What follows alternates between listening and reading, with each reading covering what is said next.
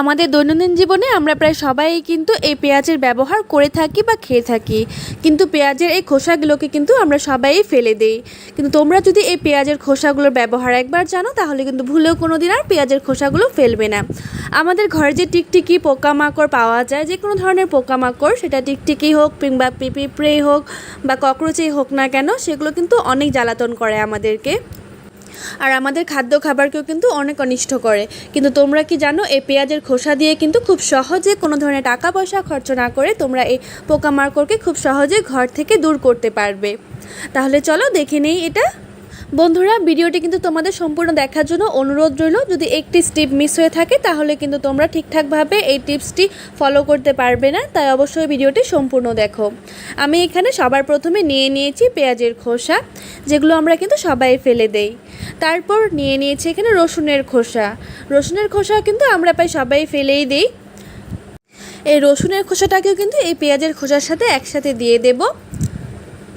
তারপর আমি এর মধ্যে দিয়ে দেব প্রায় 4 থেকে 5টি নিম পাতা। নিম পাতা কিন্তু অনেক পোকামাকড় তাড়াতে কিন্তু অনেক সাহায্য করে।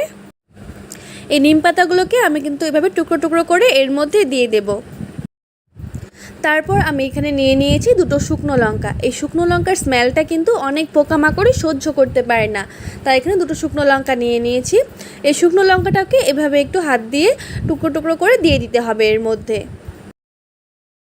সব উপকরণগুলো আমি এখানে দিয়ে দিয়েছি। এবার আমি নিয়ে নিয়েছি জল। জলটা কিন্তু খুব সামান্য পরিমাণে দেব।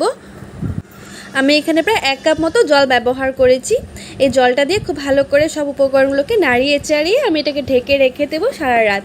আর তোমাদের হাতে যদি সময় না থাকে তাহলে কিন্তু তোমরা এটাকে প্রায় 2 থেকে 3 মিনিটের জন্য একটু কুক করে নিতে পারো, ফুটিয়ে নিতে পারো। ফুটিয়ে নিলে কিন্তু এই সব ইনগ্রিডিয়েন্টসগুলো এই জলের মধ্যে মিক্সড হয়ে যাবে। কিন্তু আমি এটাকে ফোটাবো না, যে এটাকে ঢেকে রেখে দেবো সারা রাতের জন্য। সারা রাত ভিজিয়ে রাখার পর ফিরে এলাম। দেখো, সারা রাত ভিজিয়ে রাখার ফলে কিন্তু এই জলের কালারটা একদমই চেঞ্জ হয়ে গেছে। সব উপকরণের যে গুণগুলো থাকে আর তার স্মেল কিন্তু সম্পূর্ণ এই জলের মধ্যে চলে এসেছে। এবার আমরা এই জলটা থেকে এর খোসাগুলোকে আলাদা করে নেব। বন্ধুরা, এখনও কিন্তু এটা পুরোপুরি হয়নি, তোমাদের সম্পূর্ণ ভিডিওটি দেখতে হবে, না হলে কিন্তু তোমরা বুঝতে পারবে না যে এটা ঠিক কীভাবে ব্যবহার করতে হবে। তাই অবশ্যই সম্পূর্ণ ভিডিওটি দেখো তোমরা।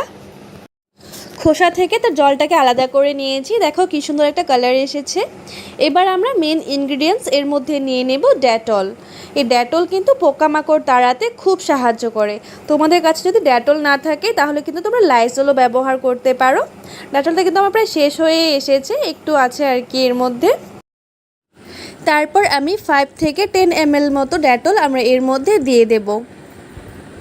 এই ডেটল দেওয়াটা কিন্তু ভীষণ ইম্পর্ট্যান্ট।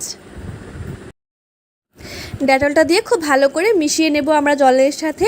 ডেটল দেওয়ার সাথে সাথে দেখো ডেটলের কালারটা কিন্তু একদম পুরো চেঞ্জ হয়ে গেছে। দেখো, এবার আমরা নিয়ে নিয়েছি কিছু কাগজের টুকরো। এবার ছোটো ছোটো করে বল করে নিয়েছি আমি। তোমরা চাইলে কিন্তু তুলোর টুকরোও নিতে পারো বা সুতির কাপড়ের টুকরোও নিতে পারো। আমি এই কাগজের বলগুলো এই জলের মধ্যে খুব ভালো করে ডুবিয়ে নেব। কাগজটা যখন খুব ভালো করে ভিজে যাবে তখন আমরা এই কাগজের বলগুলো আমাদের যে জায়গাগুলোতে পিঁপড়ে, টিকটিকি বা ককরোচ খুব আনাগোনা করে সেই জায়গাগুলোর মধ্যে বলগুলো রেখে দেব। এই গন্ধটা কিন্তু অনেকটাই স্ট্রং, তাই এর থেকে কিন্তু পোকামাকড়রা অনেকটা পরিমাণে দূরে থাকবে।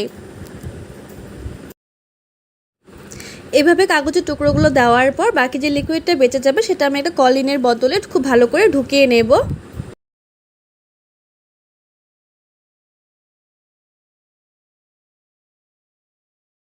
লিকুইডটা আমি খুব ভালো করে বোতলের মধ্যে ঢুকিয়ে নিয়েছি।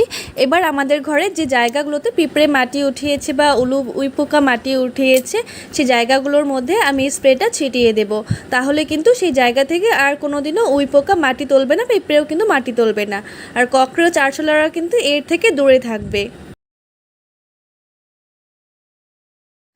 বাকি আমি একটু দেয়ালে ও দরজার আশেপাশে দিয়ে দেবো, কারণ সেই জায়গাগুলোর মধ্যে কিন্তু পিঁপড়া এবং টিকটিকি অনেকটা পরিমাণে আসা যাওয়া করে।